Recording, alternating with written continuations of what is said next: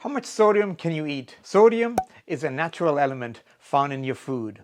If you remember your chemistry lessons from school, the symbol for sodium is Na. Doctor, I did not click on this video to take a chemistry lesson. You might be even thinking, I hope he's worth his salt with his advice. Just bear with me. Now, the sodium we are really talking about is salt.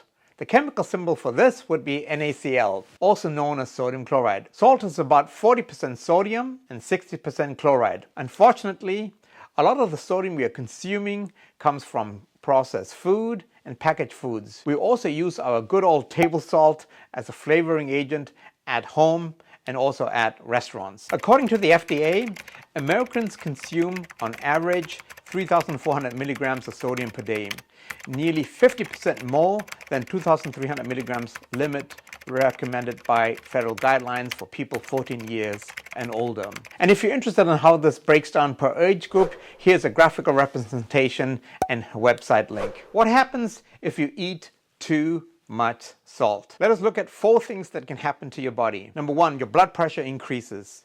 This holds true especially if you already have underlying borderline high blood pressure or even diagnosed high blood pressure. If you're taking too much salt, remember, water always follows sodium. This increases your blood volume and consequently your heart must work more and there's an increased pressure in your arteries. If your blood pressure remains persistently high over time, you're at an increased risk for strokes, heart attacks, and heart disease such as congestive heart failure. Number 2, if there's excess sodium in your body, your kidneys are affected. They will have trouble getting rid of your excess sodium in your blood. What happens next? Your body holds on to more water, thus increasing your blood pressure. Moreover, when consuming high sodium diets, you're prone to lose calcium in your urine, and you are at an increased risk for kidney stones. If you're interested in a video looking at kidney stones, click right here. Number 3, now if your kidneys are holding on to water to compensate for the extra sodium in your body says, what should I do with this extra water? Let me store it somewhere. This is when you see a swelling, usually in your ankles or your legs. Sometimes if the situation is more pronounced, the swelling will affect your upper extremities and face. This swelling is called edema. Number 4, increased salt intake can lead to osteoporosis. How does this work? Osteoporosis is a bone disease where your bone density and bone mass are decreased. This means your bones are more brittle and are at a higher risk for fractures. If you remember earlier in this video, I mentioned excessive salt intake leads to increased loss of calcium in your urine. Calcium is important for building bone. Why is sodium important for your health? I've mentioned a lot of bad things about sodium. Sodium nonetheless is an essential nutrient. It plays an important role regulating your body's fluid balance. Most of your sodium is found in your blood and in the fluid around your cells.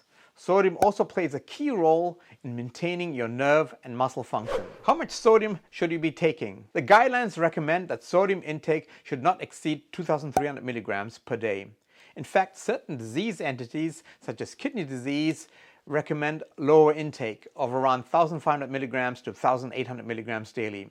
According to UpToDate.com, a peer-reviewed online journal for healthcare providers, switching from a higher sodium diet to a lower sodium diet can modestly reduce blood pressure in people who have normal blood pressure. When the sodium intake is lowered from 4,000 to 2,000 milligrams per day, blood pressure falls by 2 to 3 mmHg or millimeters of mercury. This reduction may be as great as 10 millimeters Hg over several years and can substantially lower the risk of heart disease. You might be asking yourself, what do you do with all these numbers? How much is 2,300 milligrams of sodium? This is about 1 teaspoon of salt. Unfortunately, as mentioned earlier in this video, salt is hidden in the manufacturing process as a food preservative, as an additive, or just to enhance flavor. I'll give you 3 examples where you'll be surprised by how much salt is contained in these foods. 3 ounces of roasted ham is about 1,117 milligrams of sodium. So if you eat 6 ounces, you've already equaled the recommended daily amount of sodium. A large slice of pizza is about 365 milligrams of sodium, already 1/3 of the recommended daily amount of sodium. Submarine sandwiches are popular in North America. A 6-inch sub with cold cuts is about 1,127 milligrams of sodium, about 50% of the recommended daily intake. And if you're finding value in this video, go ahead and give this video a like and hit that subscribe button. What are other examples of high sodium foods you should be aware of? These foods I'm listing might be on your shopping list, and I'm just pointing them out as perhaps items to avoid and not to rub salt into your wounds. Soups, especially the canned variety, burgers, snacks such as popcorn, chips, and crackers, salad dressing, broths and stock, canned vegetables, processed cheese, frozen meals, sausage, bacon, and hot dogs. How can I reduce my salt intake? 8 tips. Obviously, these tips I offer you should be taken with a grain of salt. I think that was really bad. Number 1, reduce your portion size. If you eat less food, that means you're consuming less salt.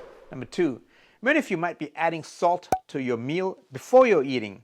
Try avoiding this in practice. And if you're interested on how to break bad habits, leave a comment below and I can explore this as a topic in a future video. Number 3, try to increase fruits and vegetables in your diet as they naturally have less salt. Number 4, when eating out, you can ask for sauces or salad dressings as a side dish. Number 5, try rinsing canned foods such as beans before eating them. Number 6, choose low salt nuts or seeds as a healthier snack. Number 7, rather than processed food, choose fresh seafood or fresh meat from the butchers as an alternative. Number 8, learn to read nutrition labels and be aware of the salt content. And a bonus tip, number 9, note some medications have sodium bicarbonate.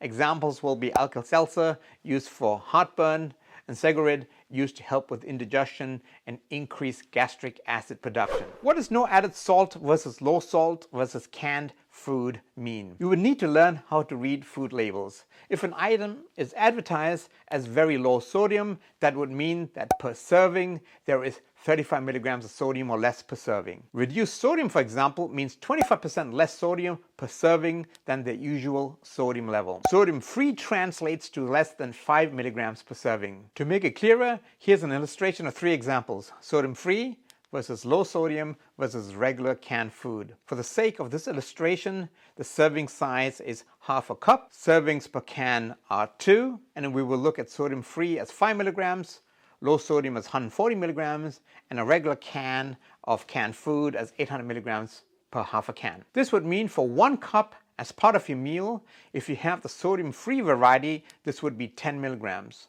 Low sodium would be 280 milligrams, and the canned food would be 1,600 milligrams. Now you can see how quickly sodium can accumulate in your meal and in your foods if you do not take heed of what you're consuming. And if you're interested in other videos, click right here or click right here. Have a good day and think health. You should take the upcoming bloopers with a pinch of salt. So I don't know if you can hear, as usual, the usual bloopers. And he's singing. My wife is, I don't know if you can hear, he's singing. My wife is trying to negotiate his email.